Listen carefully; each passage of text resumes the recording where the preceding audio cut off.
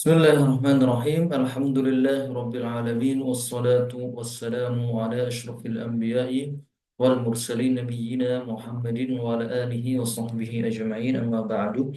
Alhamdulillah di pertemuan kali ini hari Selasa tanggal 25 Januari 2025 kembali kita dipertemukan oleh Allah SWT dalam sebuah forum untuk mempelajari ilmu-ilmu syar'i terkhusus ilmu fikih, fikih ibadah, membahas kitab Manhajus Salikin karya Syekh Abdul Rahman bin Nasr As-Sa'di.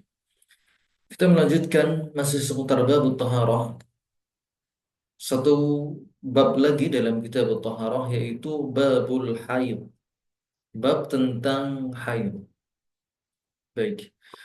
Qala al-mu'allif rahimahullahu ta'ala wal aslu fid dammi alladhi yusibul mar'ata annahu haidun.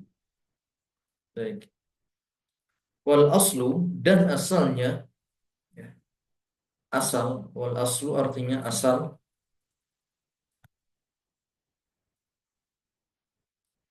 fiddamil ladzi dalam darah, ya, alladzi yusibul mar'ah yang menimpa wanita, maksudnya yang menjadi kebiasaan bagi para wanita, annahu haidun, yaitu darah itu adalah darah haid. Darah itu adalah darah haid, ya. Itu yang normalnya dialami oleh wanita, ya. Setiap wanita yang normal setiap bulannya mereka memiliki periode untuk, ya, apa namanya, haid tersebut, yaitu mengeluarkan sel-sel mati dari dinding rahim yang sudah tidak bisa dipakai lagi, dikeluarkan dengan bersama darah tersebut.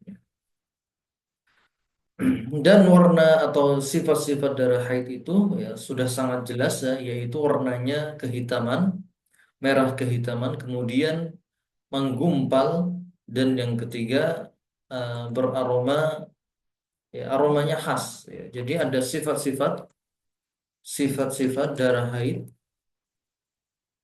Yang pertama, dia merah kehitaman, lebih dominan hitam.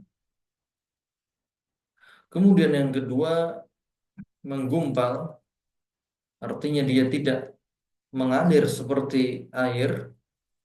Kemudian yang ketiga, dia aromanya khas. Aroma khas. Itu adalah karakteristik dari darah haid. Darah haid itu pasti mengalami sifatnya demikian. Berbeda dengan darah biasa, misalnya ketika seorang terluka, entah itu di tangan ataupun di kaki ataupun di anggota badan yang lain, maka umumnya darah yang keluar dari anggota badan yang luka warnanya merah segar.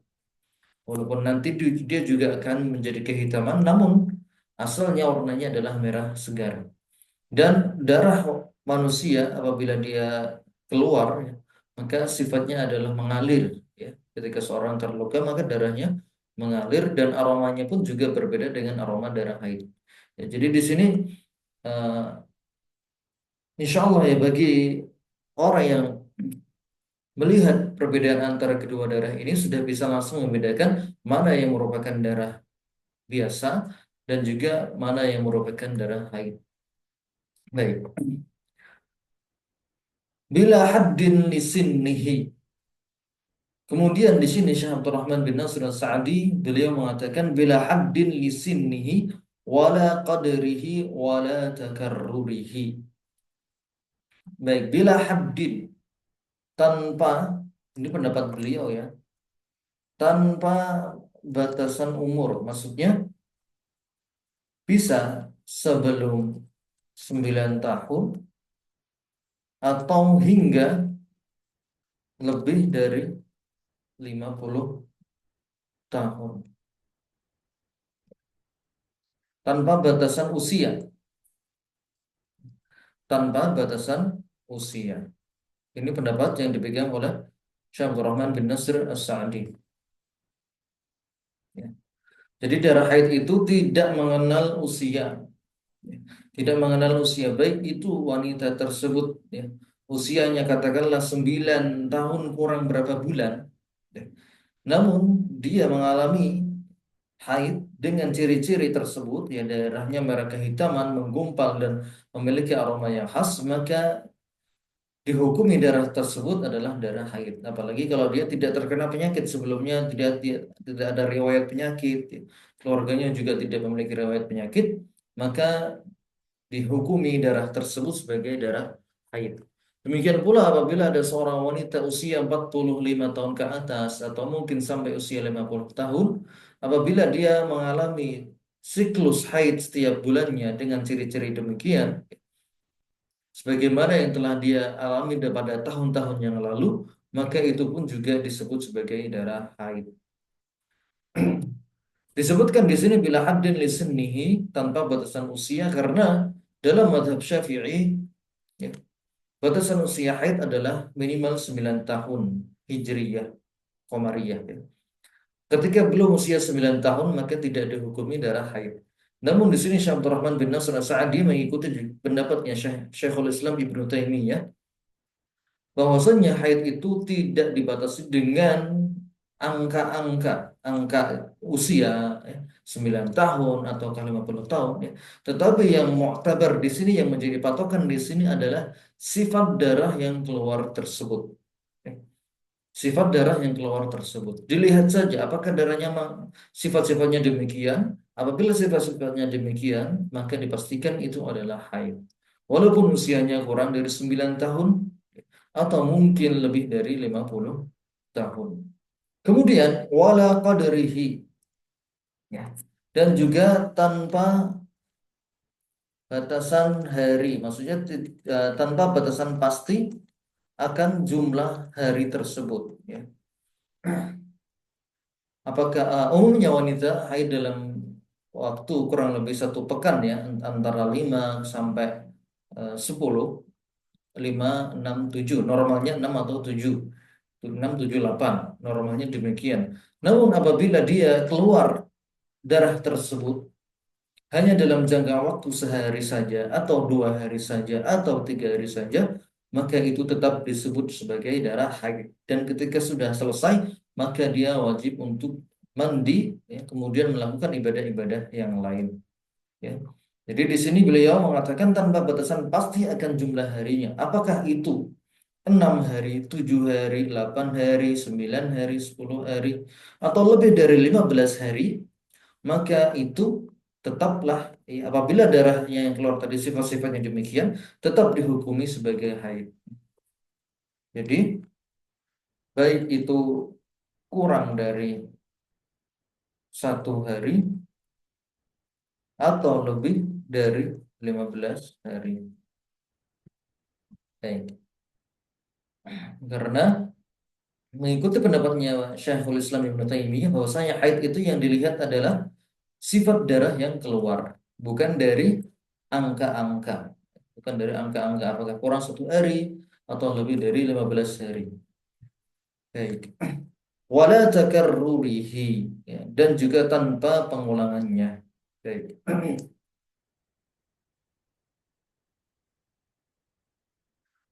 Wala takarrurihi, dan juga tanpa pengulangannya. Baik, ya, oke.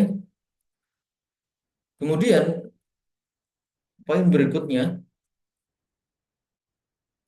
illa in attaqaddam 'ala al-mar'ah aw sara la yanqati'u 'anha illa yasiran fa innaha tasiru mustahadah. Illa, kecuali, in attaqaddam 'ala al-mar'ah, apabila darah tersebut mengikuti, ya, yang menimpa wanita tersebut, aw sara la yanqati'u 'anha illa yasiran, dan tidak terputus dari wanita tersebut kecuali hanya sebentar saja, ya misalnya dalam 1 bulan, 1 bulan darah keluar terus menerus, ya. Darah keluar terus menerus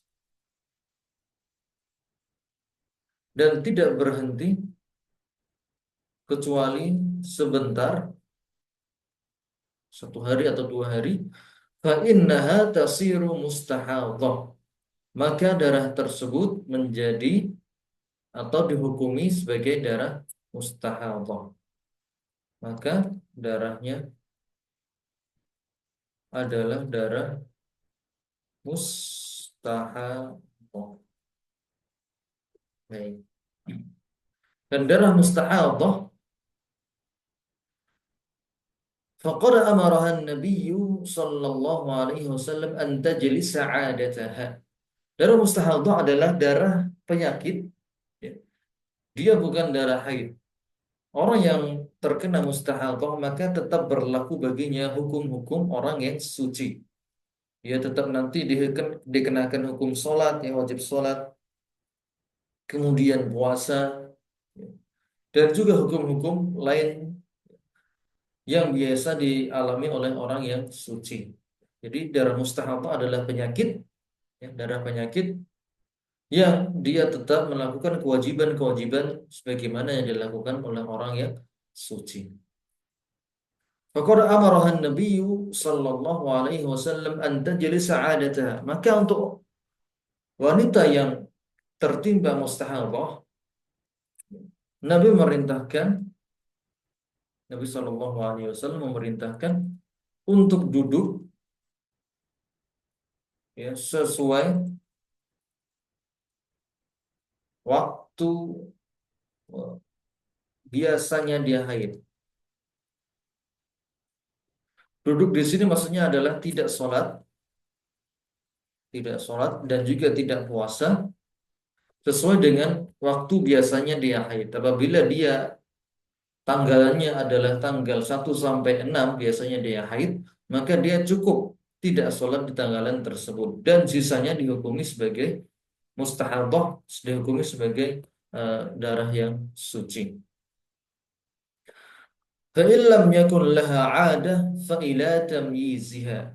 Dan apabila tidak memiliki, jika tidak memiliki tanggal resmi, kebiasaan resmi, ya, kebiasaan dia maksud saya, ya. Jika dia tidak memiliki tanggalan normal wanita haid, fa ila tamyiziha, maka wajib untuk memeriksanya. Jika sifat darah seperti darah haid, maka itulah haid dan berlaku padanya hukum-hukum haid, ya. Jika sifat darah tidak seperti darah haid, maka itu adalah mustahadah. Baik, ya. Tamyiz itu artinya membedakan. Jadi diperiksa dulu darah yang keluar tersebut, sifat-sifatnya bagaimana. Apakah sifatnya adalah darah haid berwarna hitam, menggumpal dan beraroma, ya. Maka apabila tiga sifat tersebut ada, maka itu dihukumi sebagai darah haid. Namun jika sifat darah tersebut, ya, tidak seperti darah haid, maka dihukumi sebagai darah mustahadah. Ingat, hukum mustahadah ini, ya, dilihat apabila dia keluar darah tersebut terus menerus dan tidak normal. Dia misalnya 20 hari, ya, 21 hari atau 23 hari dan seterusnya. Karena normalnya darah haid itu hanya 1 pekan, paling banyak 10 hari, paling mentok 15 hari. Maka di sini apabila sampai 20 hari, maka kemungkinan besar itu adalah darah mustahadah. Jadi misalnya darah keluar selama 20 hari. Maka kemungkinan darah tersebut adalah darah istihadah, sehingga wajib untuk diperiksa dulu. Diperiksa apakah darahnya bisa dibedakan, ya. Kapan darahnya bersifat darah haid, maka dia dihukumi wanita haid, tidak sholat, tidak puasa. Apabila dilihat darahnya adalah darah biasa, maka dia darahnya adalah dari istihadah, berlaku baginya hukum-hukum orang suci, dia wajib sholat, ya, wajib puasa. Kemudian yang ketiga, فَإِنْ لَمْ يَكُنْ لَهَا تَمْيِيزٌ فَإِلَى عَادَةِ النِّسَاءِ الْغَالِبَةِ سِتَّةَ أَيَّامٍ أَوْ سَبْعَةٍ. Jika sukar untuk dibedakan, maka ya, dia berpatokan pada wanita umumnya, terutama keluarganya. Ya, keluarganya, ibunya atau kakaknya atau bibinya, ya, di situ dilihat ya, bisa 6 atau 7 hari. Jika umumnya ya, keluarganya hanya 6 atau 7 hari, maka dia mengikuti ya, kebiasaan mereka. Itu tadi kalau tidak bisa ditamyiz. Baik. Insya Allah umumnya wanita mereka tidak mengalami istihadah. Mereka tidak mengalami istihadah. Jadi umumnya wanita mereka hanya mengalami haid saja. Ya. Ingat ciri-ciri haid ya, darah-darahnya adalah satu, berwarna hitam, menggumpal dan beraroma. Kapanpun wanita melihat darah tersebut keluar, maka dia telah terkena haid dan wajib baginya untuk tidak sholat, tidak puasa. Jadi patokan di sini yang dipegang oleh Syekh Abdul Rahman bin Nasr As-Sa'di adalah sifat-sifat darah tersebut. Jika darah yang keluar adalah darah haid, maka itu adalah haid sudah. Ya. Walaupun usianya kurang dari 9 tahun atau lebih dari 50 tahun, walaupun keluarnya kurang dari 1 hari 1 malam atau lebih dari 15 hari, selama sifat-sifat tersebut adalah sifat darah haid, maka tetap dihukumi haid. Ya. Kecuali nanti apabila dia keluarnya tidak normal, ya. Misalnya lebih dari 20 hari, maka ada kemungkinan darah istihadah, darah mustahadah. Maka kemudian nanti ada kriterianya. Ya. Nabi memerintahkan untuk ya, tidak sholat sesuai itu biasanya dia haid dengan syarat apabila tadi bisa ditamyiz, bisa dibedakan warna darahnya. Apabila tidak bisa dibedakan, maka cukup berpatokan pada wanita umumnya di keluarganya. Bisa 6 atau 7 hari. Wallahu a'lam. Ya, jadi di sini beliau tidak mempersulit tentang aturan-aturan dalam darah haid. Kemudian apa saja yang terlarang bagi wanita haid kemarin sudah pernah dijelaskan ya. Wanita haid tidak boleh, pertama tidak boleh sholat, kemudian tidak boleh tawaf, kemudian juga tidak boleh menyentuh mushaf. Kemudian yang ketiga, dia tidak membaca Al-Quran. Kemudian dia juga tidak berdiam diri di masjid. Kemudian wanita haid tidak berpuasa. Kemudian dia juga tidak boleh untuk digauli. Kemudian juga tidak boleh untuk dijatuhi hukum talak. Baik. Itu ya silakan dilihat yang catatan kemarin. Apa saja yang tidak boleh dilakukan oleh orang yang berhadas. Baik itu hadas kecil, hadas besar, atau wanita haid dan nifas. Baik. Ada satu permasalahan di sini yang mungkin ada khilaf yang qawi, yaitu la yaqra'u syai'an minal Qur'an. Di sini ada beberapa pendapat dan yang dirojihkan oleh Syekh Muhammad bin Shalih Al-Utsaimin adalah bahwasanya wanita haid boleh untuk membaca Al-Qur'an, terutama apabila dia memang ya makomnya adalah seorang mudarris, ya misalnya dia seorang mudarris ya, atau seorang thalib, ya seorang santriwati, mudarrisah atau santriwati yang memiliki jadwal rutin untuk membaca Al-Quran. Kalau tidak murojaah nanti lupa, kemudian nanti akan menimbulkan berbagai masalah-masalah sosial di lingkungannya, maka dia tetap membaca Al-Quran.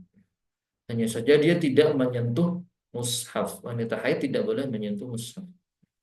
Jadi ini semuanya masuk ya. Tidak tawaf, kemudian tidak sholat, tidak menyentuh mushaf, kemudian tidak berdiam diri di masjid, kemudian tidak puasa, ya, tidak dijatuhi talak, tidak digauli, dan hanya satu yang masih menjadi perdebatan yaitu apakah wanita haid boleh membaca Al-Quran. Maka yang dirajikan oleh Syekh Muhammad bin Shalih Al-Utsaimin adalah boleh, terkhusus apabila mereka ya, membutuhkan itu ya. Kalau mereka sedang dalam proses menghafal Al-Quran, seperti santriwati atau mudarrisah ya di sana, maka dia diperbolehkan untuk membaca Al-Quran. Wallahu a'lamu bissawab. Oke, sampai sini ada yang ingin ditanyakan dulu? Ada Ustaz. Baik, tafadhol. Eh, Perempuan sebelumnya dia haid normal Ya. sampai 8 hari gitu ya Ustaz ya. Terus dia pernah melahirkan, ada masalah lah gitu kandungannya, anaknya prematur. Setelah anak itu lahir, qadarullah anaknya meninggal. Masalah ini haidnya, kadang dia haid hanya 2 hari sebulan. 2 hari sebulan, bukan, 2 hari dia bersih sebulan. 2 hari bersih sebulan. Di nanti kan 20 sekian hari datang ini darah sedikit-sedikit. Kadang mandi, datang lagi. Terus itu akhirnya hilang. Akhirnya hilang yang lama tadi, yang 20-an hari. Terus sekarang udah pernah lagi dia normal haidnya 7 ke 8 hari.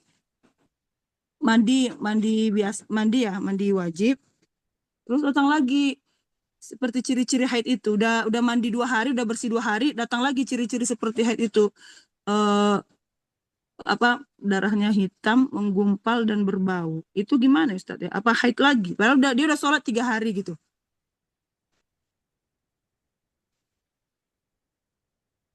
Baik, kalau berdasarkan dengan hukum apa namanya yang disebutkan di sini, maka dia dihukumi haid. Namun wallahu alam, karena memang kondisi wanita itu berbeda-beda ya antara satu dengan yang lainnya. Berdasarkan dengan aturan apa namanya klasifikasi di sini itu haid ya. Kalau memang ciri-cirinya dia haid maka dia haid. Namun nanti silakan ditanyakan lagi kepada yang ahlinya ya, terutama apa namanya ustazah-ustazah ya yang memang mereka mengalaminya kemudian juga sering mendiskusikan hal tersebut. Silakan nanti dirujuk kembali kepada pendapat-pendapat mereka ustazah-ustazah. Ya. Adapun Hmm, kalau itu ustadz ya untuk laki-laki kadang mereka tidak melihat secara langsung, hanya disebutkan ciri-cirinya saja. baik Ustaz. Baik. Wallahu a'lam. Baik. Sekarang kita akan masuk ke bab berikutnya yang penting, yaitu bab sholat. Kitab sholat. Kitab sholat. Baik, di sini eh, disebutkan tentang syurutus sholat. Syurutus sholat. Baik. Syarat sholat kita tulis dulu ya. Syarat sholat ada namanya syarat wajib dan juga ada namanya syarat sah. Nah, syarat wajib kita taruh di sini. Kemudian juga ada namanya syarat sah. Syarat wajib sholat ya, ada 4. Satu, Islam. Dua, balik. Tiga, berakal. Dan empat, suci dari haid dan nifas. Itu adalah syarat wajib sholat ya. Islam, balik, berakal, suci dari haid dan nifas. Adapun syarat sahnya, maka ada beberapa hal. Dalam beberapa kitab disebutkan Islam, Islam juga, kemudian eh, akal, berakal, kemudian tamyiz, kemudian baru suci dari hadas kecil dan besar,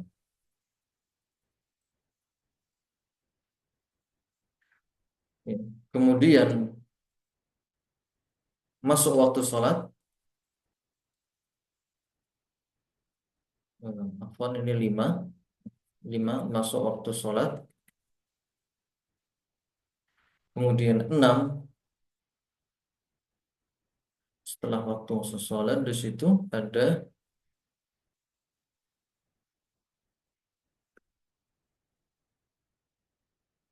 satrul aurah, kemudian ada menghadap kiblat dan niat.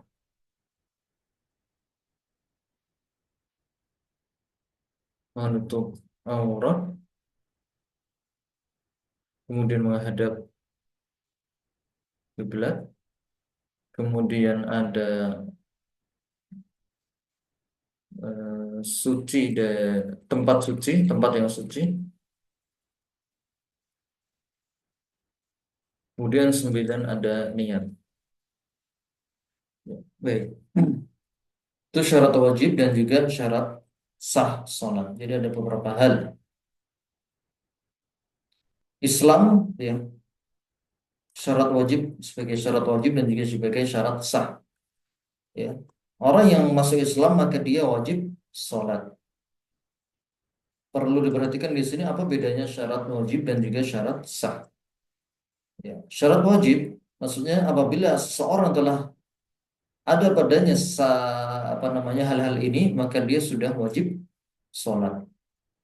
Adapun syarat sah adalah apabila seseorang terpenuhi hal-hal ini maka sholatnya menjadi sah.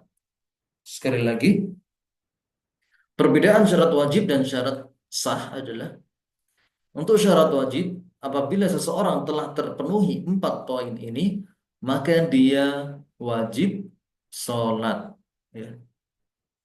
Dia Islam, balik, berakal, suci dari haid dan nifas, maka dia wajib sholat. Baik. Adapun syarat sah adalah syarat diterimanya sholat tersebut. Ya, syarat diterimanya sholat tersebut.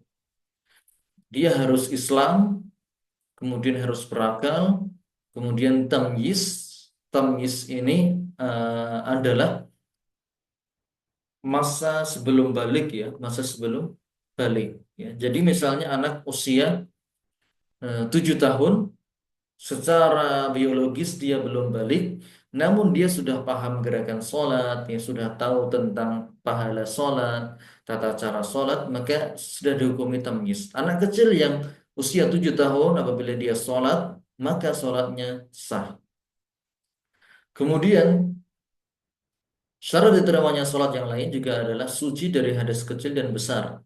Kemudian sholatnya dilakukan di waktu-waktu sholat. Ya, kemudian juga menutup aurat, menghadap kiblat, kemudian tempatnya juga harus terbebas dari najis, ya, harus suci. Dan yang kesembilan ada niat. Niat dalam sholat tersebut. Baik, silakan ditulis dulu. Ya.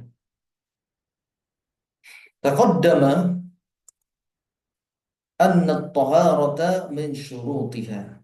Taqaddama artinya telah lalu. Telah lalu pembahasan bahwasannya taharah, bersuci, min syurutiha, merupakan syarat sholat, ya. Jadi kita kasih tulis di sini ya, nomor 1, suci. Suci dari hadas. Baik itu hadas kecil maupun hadas besar. Suci dari hadas. At-taharah min syurutiha. Ya, makanya dibahas taharah dalam satu kitab tersendiri, ya. Satu bab yang besar tersendiri tentang taharah. Satu bab yang besar itu merupakan bagian, ya, satu bagian dari syarat sahnya sholat, ya. Syarat diterimanya sholat, yaitu suci dari hadas kecil dan juga hadas besar. Disebutkan di bab yang lalu tentang apa itu hadas kecil, apa itu hadas besar, kemudian tentang bersuci menggunakan air, kemudian tentang berwudu dan mandi, itu semuanya merupakan cara untuk, ya, mendatangkan satu saja dari syarat sah sholat, yaitu suci.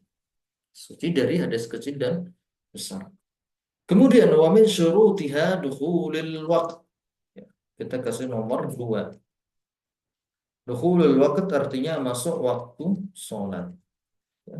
Salat harus dikerjakan di waktu-waktu yang telah ditentukan. Sebagaimana Allah Azza wa Jalla berfirman, "Inna salata kanat 'alal mu'minina kitaban mawquta."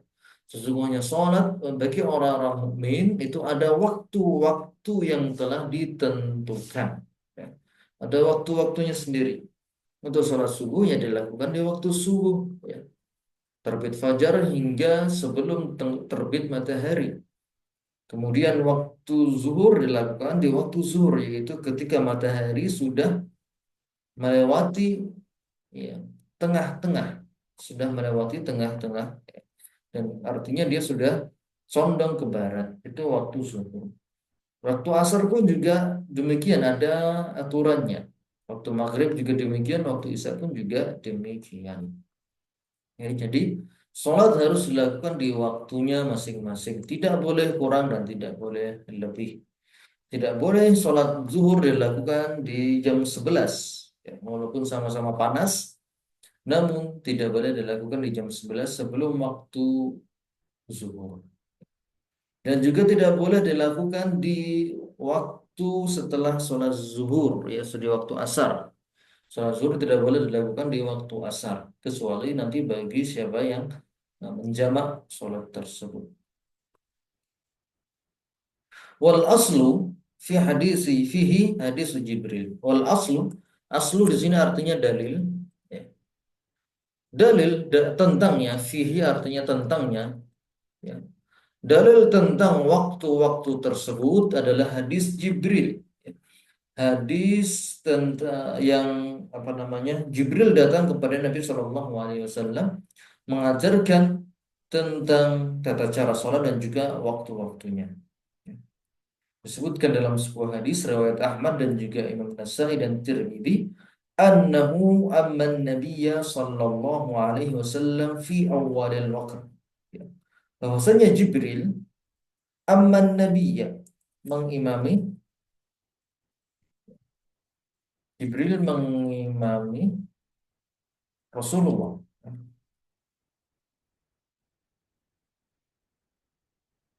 ya,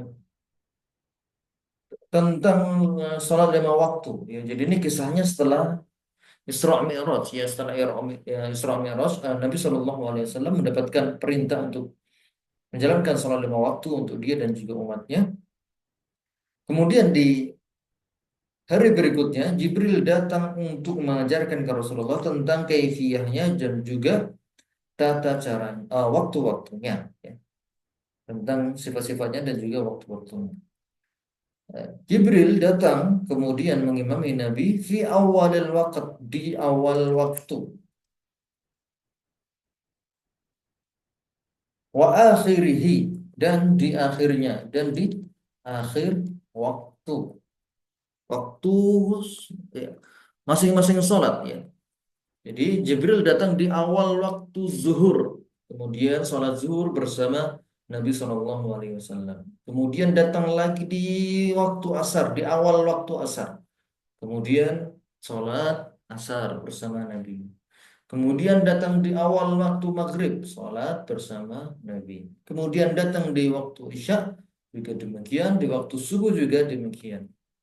Dan di hari berikutnya Jibril datang di akhir waktu, ya. Misalnya katakanlah awal waktu itu jam 12, yang kemarin Jibril datang jam 12.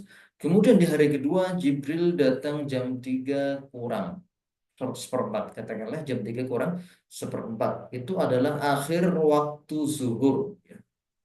Akhir waktu zuhur, ya. Ini patokan jam untuk tashil saja, ya, untuk mempermudah. Walaupun hakikatnya nanti melihat kepada bayangan matahari. Jadi anggap saja waktu zuhur jam 12 sampai jam 3. Di hari pertama Jibril datang jam 12 sholat zuhur, dan di hari kedua untuk sholat zuhurnya Jibril datang di jam 3 kurang seperempat. Ya, kemudian sholat zuhur bersama Nabi. Ya. Kemudian dia berkata, "Ya Muhammad, as-salatu ma baina hadainil waqtain." Wahai Muhammad, sesungguhnya sholat ma baina hadainil waqtaini, yaitu antara dua waktu itu, ya, dua waktu ini, ya. Sholat zuhur berarti antara jam 12 sampai jam 3. Sholat asar dari jam 3 sampai jam katakanlah setengah 6, ya. Kemudian sholat maghrib antara jam 6 sampai jam setengah 7, ya. Seperti itu, ya. Jadi seperti itu. Jadi Jibril datang di dua waktu, waktu awal waktu dan di akhir waktu setiap sholat, ya, setiap sholat. Kemudian mengatakan ya Muhammad, sholat itu tadi waktunya adalah antara dua waktu ini. Seperti itu. Jadi langsung diajarkan oleh malaikat Jibril alaihi salam. Kemudian wa an Abdullah bin Amr radhiyallahu anhuma anna an-nabiy sallallahu alaihi wasallam qala, di sini hadis yang dibawakan oleh Abdullah bin Amr bin As radhiyallahu anhuma, beliau berkata bahwasanya Nabi sallallahu alaihi wasallam menjelaskan tentang waktu zuhur, ya, dan juga waktu-waktu sholat yang lain. Waktu zuhur adalah idza zalat asy-syamsu. Ya, yang pertama waktu zuhur, idza, jika, zalat, ya, zalat itu hilang, ya. Zalat artinya hilang. Maksudnya hilang dari tengah, tengah langit, tengah-tengah langit. Ya. Hilang dari tengah langit. Kasih ke dalam kurung. Hilang dari tengah. Wa kana dhillur rajuli katulihi. Dan hingga dhillur rajuli, bayangan, hingga bayangan seseorang sepanjang badannya. Sepanjang badannya malam tahdur waktu asr, selama belum hadir waktu asar, ya. Dan waktu asar adalah beriringan, ya. Waktu asar beriringan setelah waktu zuhur, ya. Jadi bayangan sepanjang badan malam tasfarra syamsu, ya. Hingga asar, waktu asar, ya. Tadi ya dari akhir waktu zuhur hingga matahari belum menguning. Belum menguning. Menguning itu sekitar jam 5, ya. Sekitar jam 5 sore matahari sudah mulai menguning, ya. Sunset. Nah, ini sebelum tenggelam, ya, sebelum dia tenggelam. Jadi sebelum tenggelam dia ada fase dia kuning dulu, kuning dulu. Apa namanya? Sinarnya sudah tidak terlalu kuat, ya, menjadi kuning. Waktu sholat dan maghrib malam yaghibis syafaq. Kemudian batas akhir dari waktu maghrib adalah waktu maghrib awalnya adalah dari tenggelamnya matahari, ya. Kemudian hingga sebelum hilangnya mega merah.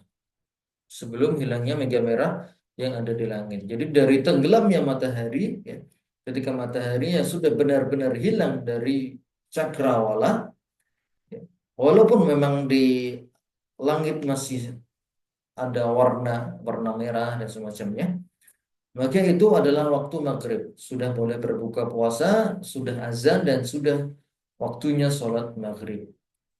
Hingga hilang afwan ini hingga hilangnya mega merah. Hingga hilangnya mega merah. Hingga hilangnya mega merah. Jadi dari tenggelamnya matahari hingga hilangnya mega merah. Kemudian waktu sholat isya ila nisfil lail. Setelah hilangnya mega merah, maka masuk waktu isya. Kemudian dan waktu isya, ya, dari tenggelamnya apa namanya dari hilangnya mega merah hingga tengah malam. Dan malam itu dihitung dari tenggelamnya matahari. Waktu malam adalah tenggelamnya matahari hingga terbit fajar. Itu adalah waktu malam. Al-lail dalam bahasa Arab itu dari tenggelamnya matahari hingga terbit fajar. Perhatikan di situ ya, terbit fajar bukan terbit matahari. Jadi terbitnya adalah terbit fajar bukan terbit matahari. Jadi kalau di waktu kan ya, tenggelamnya matahari anggaplah dari jam 6 petang atau jam 18 ya, jam 18.00 hingga jam 4.04.00. Itu adalah waktu malam dari jam 6 sampai jam 4. Ini untuk pendekatan saja. Anggap saja jam 6 ini adalah azan, azan maghrib, dan jam 4 adalah azan subuh. Oke, jam 4 adalah azan subuh. Jadi kurang lebih malam hanya 6 kemudian tambah 4, 10 jam saja. Malam dalam uruf syar'i sehingga totalnya hanyalah 10 jam saja. Kemudian nisfil lail ya, berarti dibagi dua, 10 jam ini dibagi dua yaitu jadi 5. Ya, jadi 5 jam. Jadi 5 jam setelah waktu maghrib yaitu jam 18 ditambah 5. Ya, jam 18 ditambah 5 yaitu jam 23. 23. Ya, yaitu pukul 23.00. Ini adalah nisfil lail. Jadi waktu Isya itu waktu ikhtiarnya, waktu yang diperbolehkan, waktu asalnya adalah sampai jam 11 malam saja.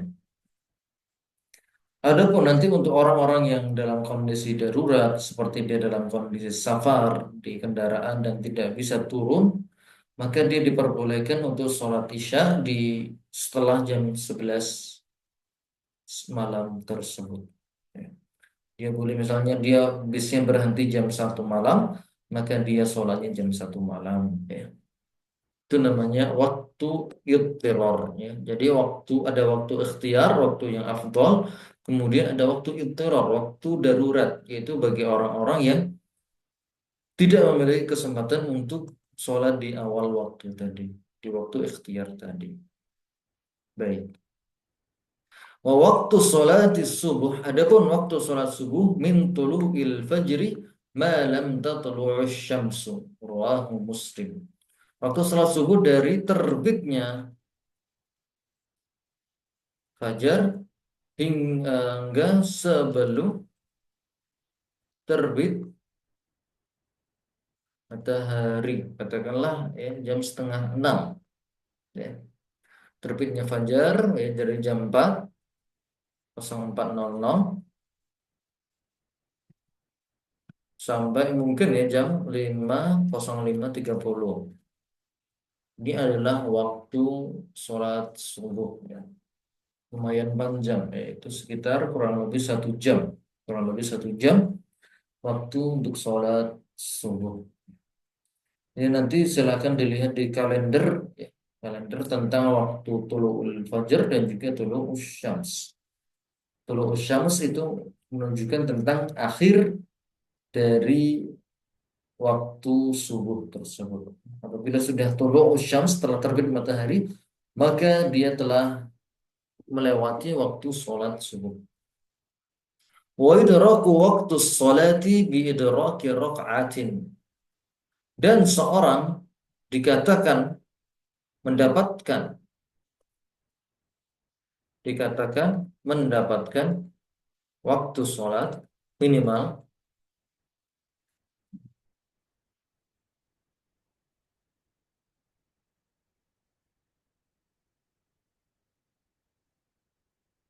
bi idraki rak'ah, dengan mendapatkan 1 rakaat. Ya. Dengan mendapatkan 1 rakaat. 1 rakaat saja. Misalnya dia bangunnya kesiangan. Ya, bangunnya jam 5.15. Kemudian dia cuci muka, ya, kemudian berwudu. Ya. Kemudian hanya tersisa sekitar 1 menit atau 2 menit sebelum matahari terbit. Ya, jadi dia hanya mendapatkan satu rakaat di waktu subuh dan satu rakaat berikutnya dia sudah keluar waktu subuh. Ya. Maka dia tetap terhitung sholat di waktunya. Ya. Dia tetap terhitung sholat di waktunya, ya, di waktu subuh tersebut. Ya. Dia telah mendapatkan sholat subuh tersebut. Ya. Minimal satu rakaat.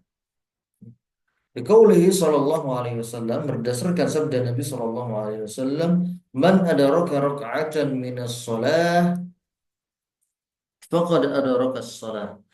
Man adraka, man siapa saja adraka yang mendapatkan, ya, yang mendapatkan satu rakaat dari salat, ya, sebelum waktunya habis, faqad adraka shalah, maka dia telah mendapatkan salat. Dia telah tetap disebut salat di waktunya tersebut. Ya. Man ada rakaatan, hanya satu rakaat yang dilakukan di awal di waktunya, maka dia telah terhitung melakukan sholat di waktu tersebut. Wala yahillu ta'khiruha, dan tidak boleh dan tidak halal, tidak dibolehkan ta'khiruha untuk mengakhirkannya, mengakhirkan sholat, atau ta'khiru ba'dihha, atau mengakhirkan sebagian rakaat dari sholat tersebut, an waqtiha li'udrin au ghairihi, untuk apa namanya, dari atau mengakhirkan sebagiannya, an waktu ya, dari waktu yang telah ditetapkan, li'udrin karena uzur, atau ghairu udrin, atau dengan tanpa uzur, ya. Baik itu karena uzur syar'i ataupun tanpa uzur syar'i. Ya, seperti uzur syar'i itu, ya, apa namanya, ketiduran, ya, atau kemudian apa namanya, buang air, ya. Hukumnya tetap tidak diperbolehkan. Dia sebisa mungkin untuk melakukan sholat di waktunya. Apabila telah ketinggalan dari waktu sholat, maka dia dikatakan qadha sholat, bukan ada. Ya. Orang yang melakukan sholat di luar waktunya, entah itu karena uzur atau bukan, maka disebut qadha sholat. Orang yang melakukan sholat di luar waktunya, baik karena uzur atau tidak, disebut qadha, disebut qadha. Dan orang yang melakukan di waktunya disebut ada usholah, ya. Ada usholah artinya melakukan sholat di waktunya. Adapun qadha, maka maksudnya adalah dia melakukan sholat di luar waktu, di luar waktu yang telah ditentukan, entah itu karena uzur atau tidak. Baik.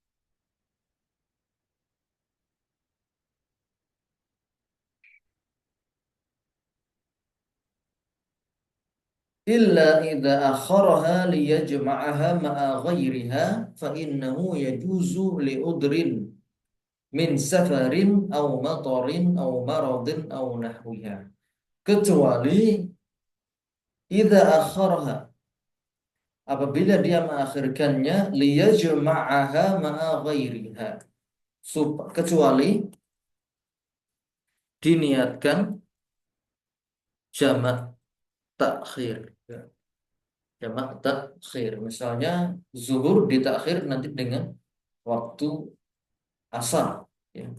Fa innahu yajuzu li'udrin, maka itu boleh, maka boleh jika beruzur, ya, jika dia beruzur, memiliki uzur, min safarin, seperti safar, ya, au matorin, atau karena hujan,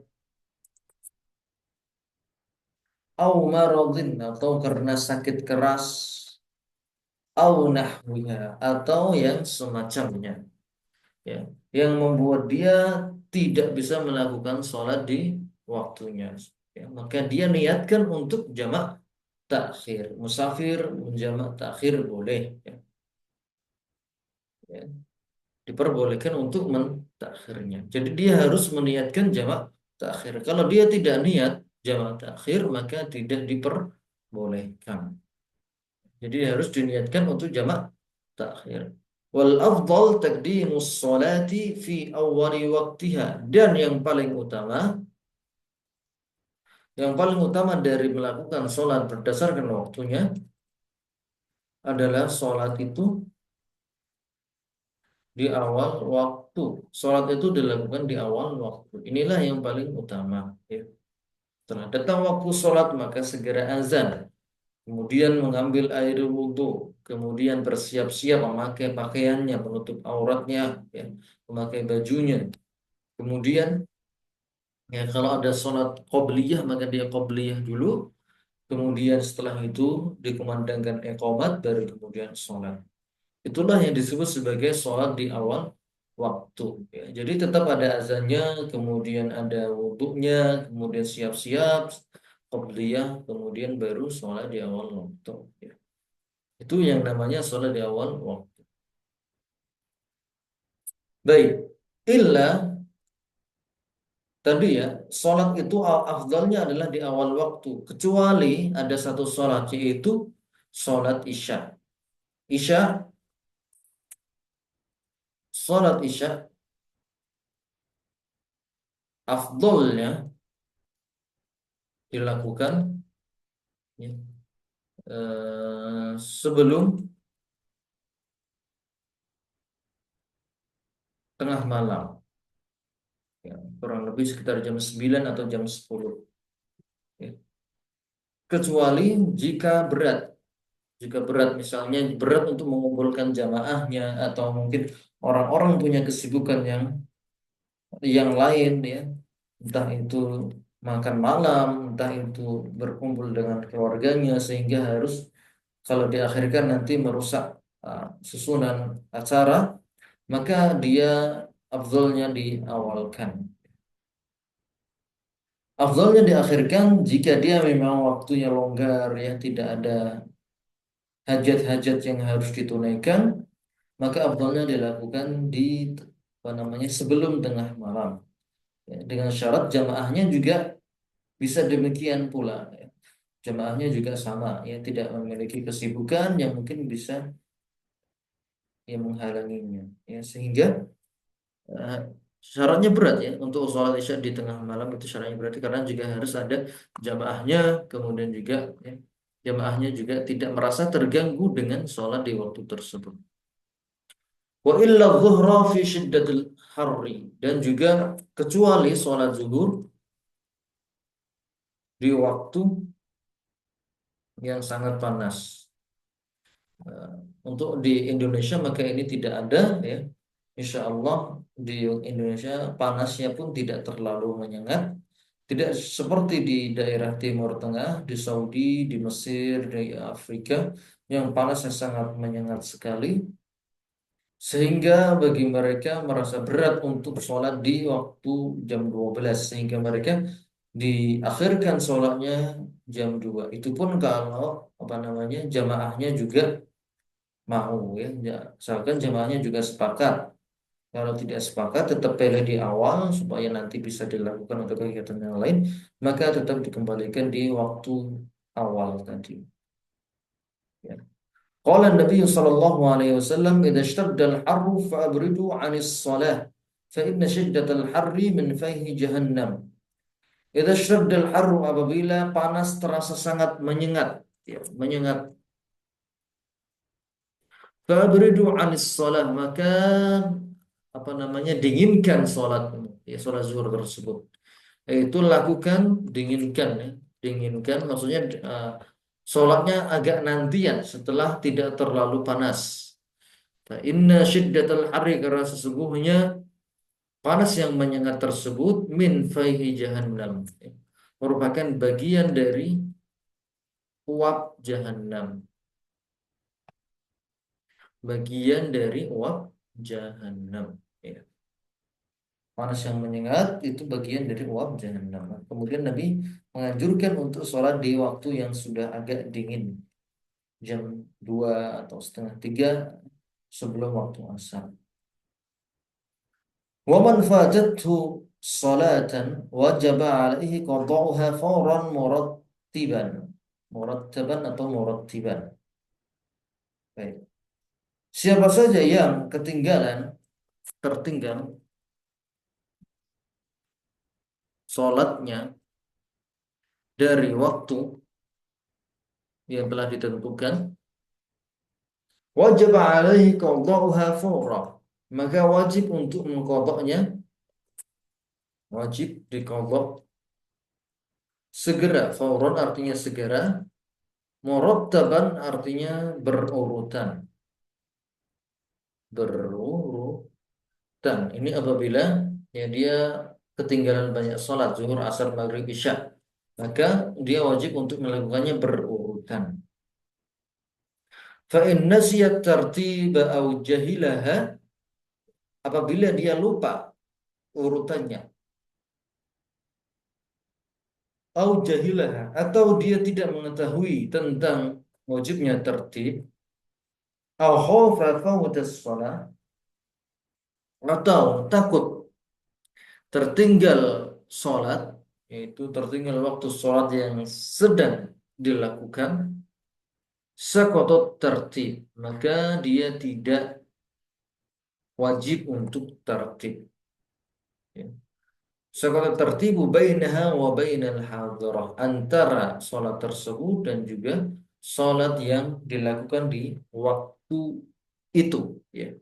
Misalnya dia baru teringat ya, di waktu maghrib, di waktu maghrib dia ingat ternyata dia belum sholat zuhur, asar, dan maghrib. Sementara waktunya tinggal 5 menit lagi sebelum datang waktu isya. Maka yang utama dia adalah sholat maghrib dulu. Ya. Karena waktunya cuma 5 menit dan itu hanya cukup untuk sholat maghrib saja. Maka dia sholat maghrib dulu, kemudian azan isya. Setelah azan isya dia qadha zuhur dan juga asar. Lalu kemudian dia qomat, kemudian sholat isya. Demikian wallahu a'lam. Baik, itu tentang waktu-waktu sholat. Ya, syarat kedua dari syarat sah sholat adalah sholat di waktu yang telah ditentukan. Baik, ilahuna, ada yang ingin ditanyakan? Bismillah, izin tanya, Ustaz. Baik, silahkan. Izin ada beberapa pertanyaan. Hmm. Yang pertama, bolehkah kita menyandarkan waktu sholat itu hanya berdasarkan jadwal-jadwal yang sudah beredar luas? Misalkan kita dalam kondisi hujan yang tidak, kemudian di dalam gedung yang kita kerja di dalam gedung seharian yang tidak bisa melihat juga kondisi matahari, kita hanya mengandalkan kepada jadwal-jadwal yang sudah ada baik dari depan atau yang lainnya. Kemudian yang kedua, ketika kondisi kita tidak bisa memenuhi syarat-syarat sah sholat, seperti misalkan kita dalam perjalanan pakaian kita terkena najis, yang kemungkinan itu sholatnya waktunya akan lewat. Misalkan waktu zuhur atau waktu isya akan lewat, sementara kita dalam safar kondisi baju kita masih najis.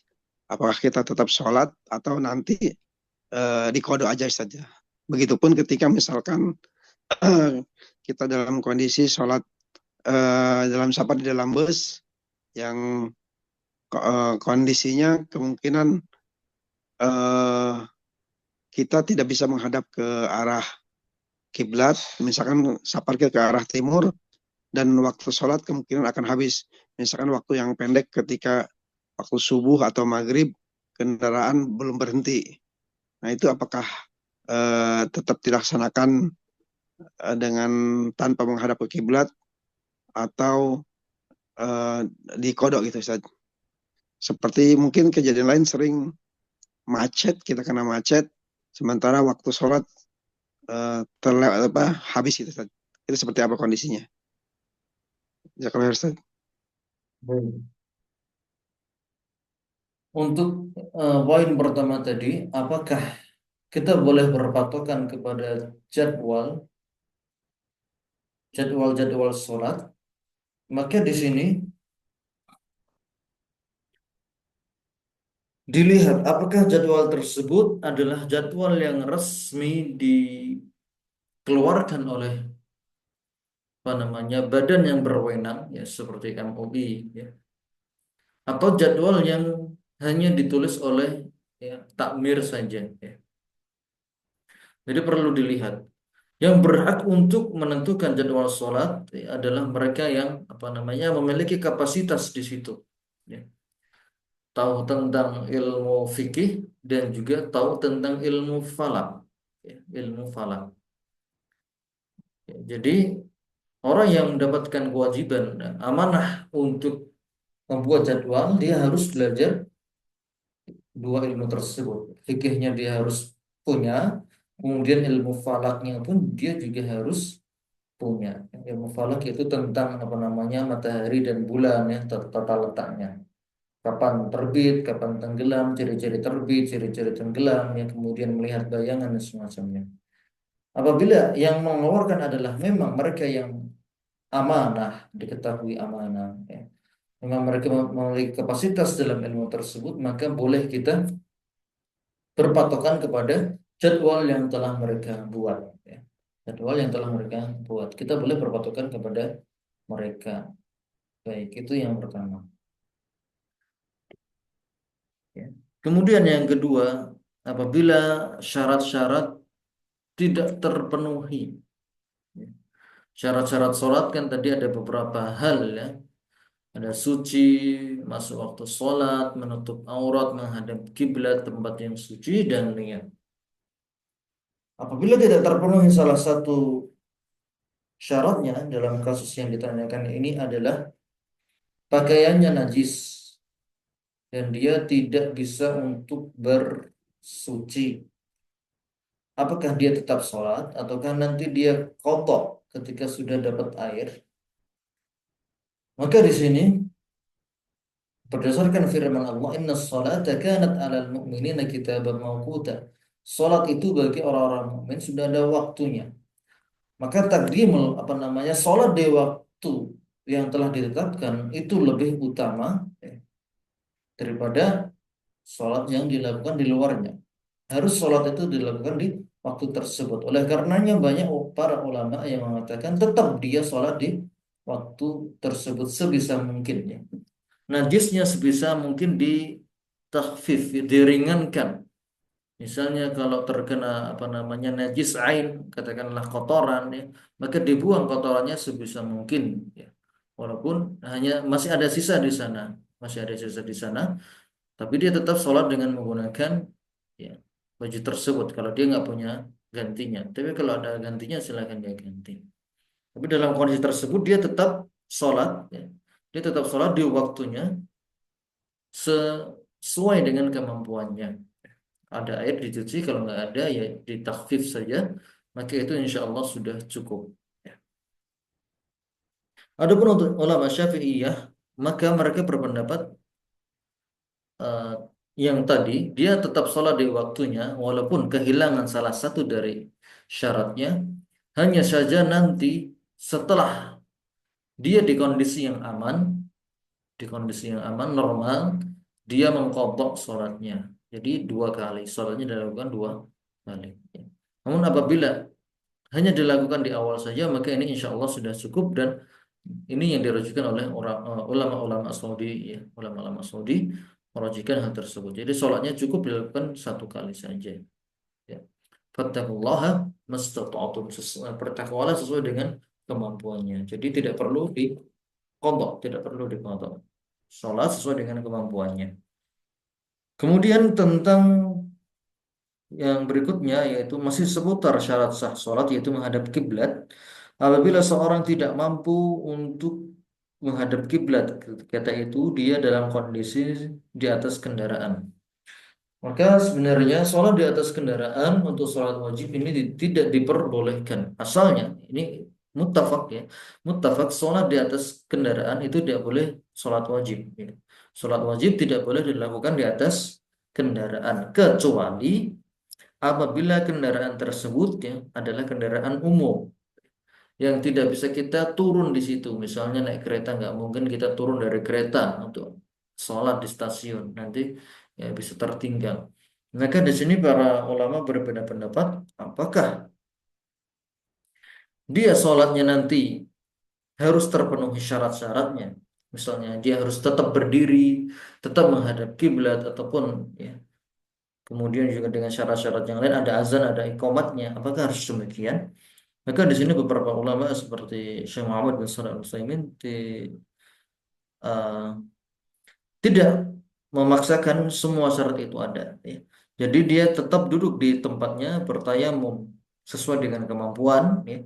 Kalau ada air maka dia berwudu, kalau nggak ada maka dia bertayamum dengan debu-debu yang ada di sana. Kemudian sholat sesuai dengan tempat dia duduknya. Dia tidak harus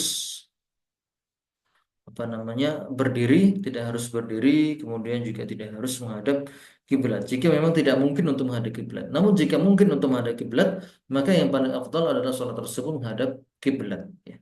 Mungkin bisa tukaran tempat dengan temannya, ya, atau mungkin ya dilakukan di dalam posisi duduk, ya, selama tidak mengganggu orang, maka sebisa mungkin mengedepankan, menjalankan semua syarat-syarat dari sholat tersebut. Namun jika tidak bisa maka tidak mengapa. Fattaqullaha mastata'tum. Demikian. Ya, adapun untuk mazhab Syafi'i maka mazhab Syafi'i ini di sini lebih apa namanya berhati-hati ya. Gitu. Itu tetap dilakukan sholat tersebut di atas kendaraan dan nanti setelah sampai di tempat pemberhentian diulang lagi sholatnya. I'adah namanya i'adah, mengulang sholatnya. Namun hal ini tidak di apa namanya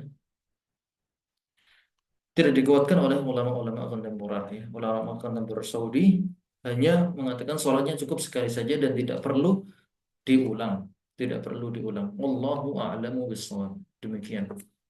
Jadi ada lagi? Ya kalau lahir Ustaz. Nah, ya, Ada Ustadz ya silakan. Satu. tentang apa kodok sholat tadi. Ya kalau untuk wanita juga pokoknya ketinggalan sholat berapa kita lupa kan. Saya belum sholat zuhur, asar, maghrib kayak tadi. Terus itu harus iqomah juga kita. Bagaimana Bu? Ya, Eh, harus kod- kodok sholat Ustadz.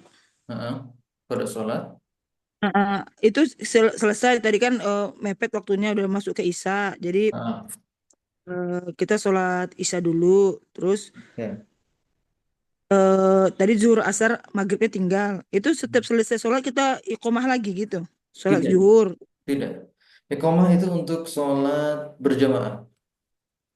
Kalau tadi Sholat kan saya dengarnya gitu penjelasan Ustaz. Kalau kodok iqomah lagi terus sholat lagi gitu. oh, tidak harus iqamah. Iqamah hukumnya sunnah. Dan itu dilakukan ketika ada jamaah. Ketika ada jamaah. Oh. Terus Hmm. untuk waktu sholat Isya itu hanya sampai setengah malam ya Ustaz ya. Itu Pertengahan malam gitu ya. itu waktu ikhtiar, waktu yang dibolehkan. Asalnya memang hanya sampai tengah malam saja. Ya, kecuali Bukan sampai menjelang subuh ya Ustaz ya. itu waktu iftiror. Waktu iftiror itu waktu kalau misalnya dia di awal malam nggak bisa, mungkin dia ada tugas atau ketiduran, nanti dia boleh dilakukan di apa namanya di jam 1, jam 2, jam 3 sebelum subuh. Dan itu tetap Oh, dihitung ada. tetap dihitung dia sholat Isya Di- ya gitu ya. tetap dihitung isya di waktunya. Baik. Baik Ustaz. Wallahu a'lam. Baik, demikian ya. Masa sampai sini saja materi kita. Insya Allah kita lanjutkan materi kita di pekan berikutnya.